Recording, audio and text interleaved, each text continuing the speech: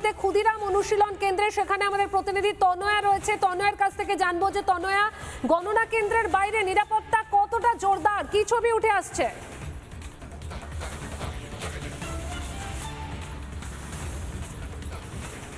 দেখো, সব থেকে বড় বিষয় যে গত বৃহস্পতিবারে যে ঘটনা ঘটেছে তার প্রেক্ষিতে দাঁড়িয়ে কিন্তু নির্বাচন কমিশনের পক্ষ থেকে একেবারে স্পষ্ট করে দেওয়া হয়েছে স্ট্রংরুমগুলোর নিরাপত্তা ত্রিস্তরীয় বলয়ে মুড়ে ফেলতে হবে।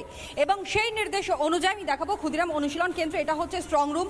অর্থাৎ উত্তর কলকাতার যে 7টি বিধানসভা কেন্দ্র রয়েছে সেই 7টি বিধানসভা কেন্দ্র থেকে যেই সকল যারা প্রতিদ্বন্দ্বীরা ছিলেন, প্রার্থীরা ছিলেন, তাদের ভাগ্য আগামীকাল কিন্তু নির্ধারিত হবে। এবং তাদের ভাগ্য এই মুহূর্তে ব্যালট বন্দী রয়েছে, ইভিএম বন্দী রয়েছে।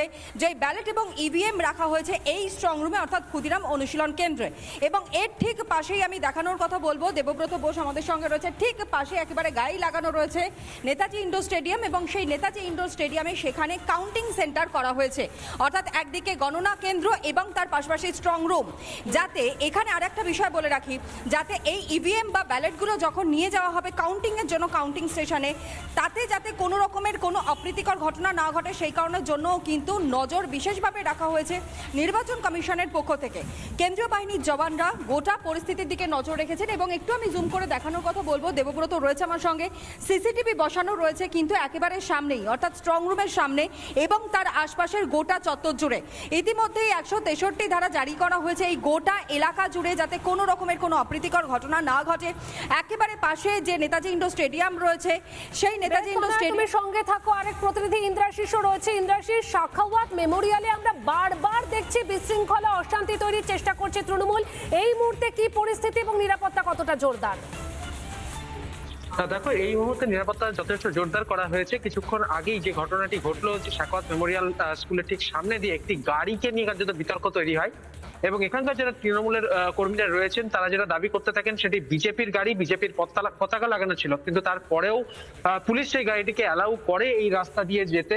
এবং তারপরেই কার্যত কিন্তু তারা বিক্ষোভ দেখাতে শুরু করে। তবে পুলিশের পক্ষ থেকে যেটা জানানো হচ্ছে যে সেই গাড়িটি আর্মির, কারণ পাশে একটি আর্মির ক্যাম্প রয়েছে, ফলত তারপরেই তাদেরকে সেখান থেকে সরিয়ে দেয় পুলিশ আধিকারিকেরা। এই মুহূর্তে আমরা দেখতে পাচ্ছি সাখাওয়াত মেমোরিয়াল গার্লস স্কুলের সামনে নিরাপত্তার ঢালাও ব্যবস্থা করা রয়েছে। সিআরপিএফ যারা আধিকারিক তারা এখানে দাঁড়িয়ে রয়েছেন, পুলিশ, কলকাতা পুলিশের র্যাপিড অ্যাকশন ফোর্সের যারা রয়েছে তারা যেরকম রয়েছে, কলকাতা পুলিশের একাধিক আধিকারিক তারাও কিন্তু রয়েছে। এবং এর ভেতরে, অর্থাৎ এই গণনা কেন্দ্রের ভেতরে যেহেতু 163 ধারা জারি করা হয়েছে, তাই এই গোটা জায়গাটিতে কার্যত কাউকে কিন্তু জমায়েত করতে দেওয়া হচ্ছে না। বেশ কিছু লোক তারা যখন চলে আসে তাদেরকে ফের এখান থেকে ফিরিয়ে দেওয়া হয়। এবং পাশে যে মোড় রয়েছে সেই মোড়ের কাছে তারা এই মুহূর্তে দাঁড়িয়ে রয়েছেন।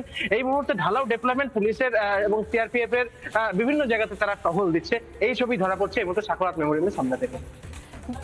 বেশ ইন্দ্রাশিস, ধন্যবাদ প্রত্যেক প্রতিনিধিকে, কারণ বিভিন্ন স্ট্রং রুমের সামনে থেকে তারা ছবি তুলে ধরছে, আপডেট তুলে ধরছে। প্রত্যেকটি গণনা কেন্দ্রে রয়েছে একদম কড়া নিরাপত্তা। দিলীপ ঘোষ কি বলেছেন আমরা শুনবো। খড়গপুর সদরের বিজেপি প্রার্থী দিলীপ ঘোষ কি বলেছেন শুনবো। টিএমসি সব জায়গায় গিয়ে গন্ডগোল করে নিজের অস্তিত্বটা ধরে রাখার চেষ্টা করছে কালকে 4 তারিখ অবধি, তারপরে খুঁজে পাবেন না। সেই জন্য আগে তো আমরা এইসব কমপ্লেন করতাম, পুলিশ আটকাতো, আমরা রাস্তায় বসতাম।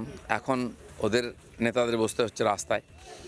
তারপরে যেখানে কাউন্টিং স্টেশনে গন্ডগোল আমরা কমপ্লেন করতাম, আমাদের এজেন্টদের মেরে ভাগিয়ে দিত।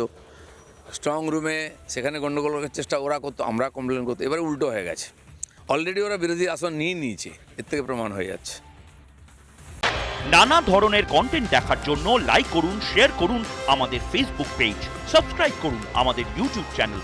পাশাপাশি অন্যান্য ব্রেকিং নিউজের জন্য অবশ্যই চোখ রাখুন রিপাবলিক বাংলায়।